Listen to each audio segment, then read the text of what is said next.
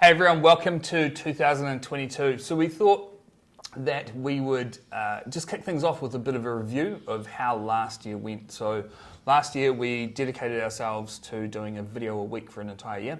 And we just thought it'd be really cool to reflect on how that went for us. So Kaushik's going to kick it off. How did it go for you doing a year worth of videos? I think it ended up being more than a video a week towards the end there, right? Oh yeah. Video a day. But biggest lessons so far, there's about 5 of them. First one, I've been asking, I've got to try and read my writing. Yeah. I've been asking people how they have found us, found Dark Matter, where they've sort of searched, looked, and last year the overwhelming response was through our videos on LinkedIn. So that was the biggest lesson, is showing up consistently. Even though they may not need your services today.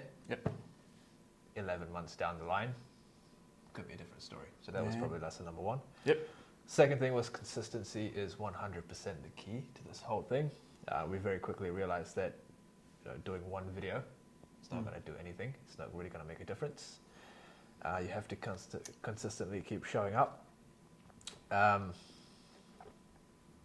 And the third thing was, I think we did this quite a lot last year, was we experimented a lot with a variety of things. I think we started off with doing very personal videos around our own stories, and then we went very much into business, what we do. And then we sort of dialed it way back and came to a much more rounded ending. I think it was more entertainment focused than anything else.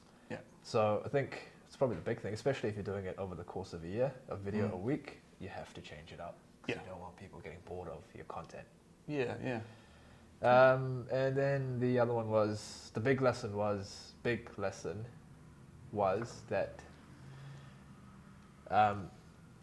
what I did was we created these videos and then we sort of distributed them throughout multiple platforms and channels and things like that. And I think a big portion of the leads or of the exposure that came through was from LinkedIn.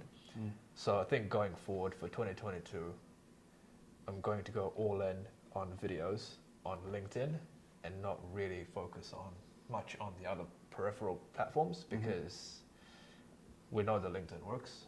Or I know that LinkedIn works for my work, and I'm sure it's the same for you. Just keep hammering it.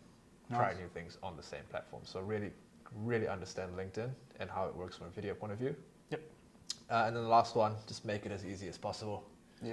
I'm inherently quite a lazy person, so I spent a lot more of the time in pre-production than I would on production and post-production. So a lot more time scripting, and then maybe even batch record a whole bunch of them so that we've got something ready to go.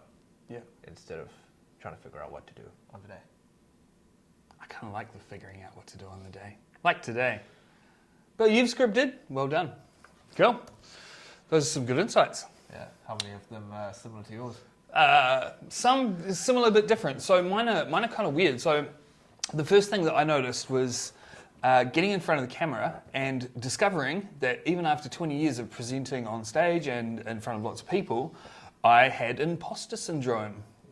Came out. And what I found really unusual, and this is a kind of hidden gem within it for all of you to take away, is that I've noticed that my presenting on stage has become a lot more comfortable since I've been presenting for a year on camera. There's a whole lot of shit that I had to overcome to stand in front of a camera and just be comfortable with what happened and the outcome. It's like, that's what you look like, that's what you sound like, that, without getting away from the perfectionism of imposter syndrome. And camera has been the thing that really did that for me. So my confidence across a lot of the stuff I do has increased through having to do this for a year. And I think going back to what you said around scripting and stuff, initially we scripted the shit out of everything, and then towards the end we actually let go of a lot of the control and just went, let's just talk about stuff. And what I noticed is the more scripted we were, the less our viewership went down, and then the more relaxed and chilled out we came out of it, our viewership started to go back up. And it's kind of like, it's getting comfortable with being yourself, authentically you. And I found that to be really cool, the growth around that. 100%. So confidence. Exposure, you never know who's watching. doing a video for a year, I've had people contacting and reaching out to me who I've never had interactions or engagement with. They've never liked or commented on a post ever, but they say to me, like they say to you, oh, I love your videos. Okay, let's hit the like button. Or not, but here's the thing, we don't know who's watching. The other one, consistency, definitely that has been a big part, there are a couple of reasons around consistency for me. So one of the things I noticed was there was a lot of shit last year, with COVID and all of that. And even when we were at home, you were recording in the car and I was in the lounge.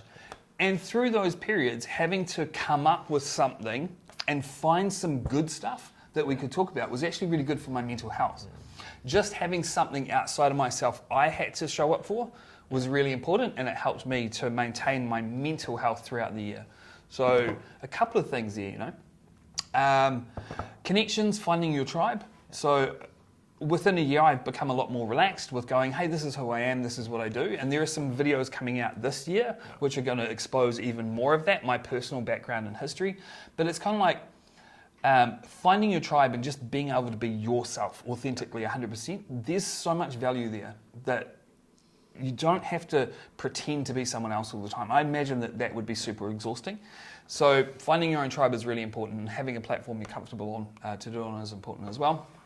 And then I think I just wanted to finish with one, which is one of my big learnings, was creator mode is shit.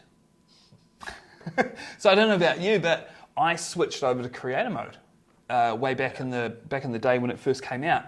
And I noticed my viewership, just went down, down, down. And when I talk about viewership, I don't mean on my videos or our videos and stuff like that. I talk about of my profile, which says people are looking at my profile. What do I do? What's the job I do? Stuff like that, which is technically where you want the marketing to go. My viewership went right down.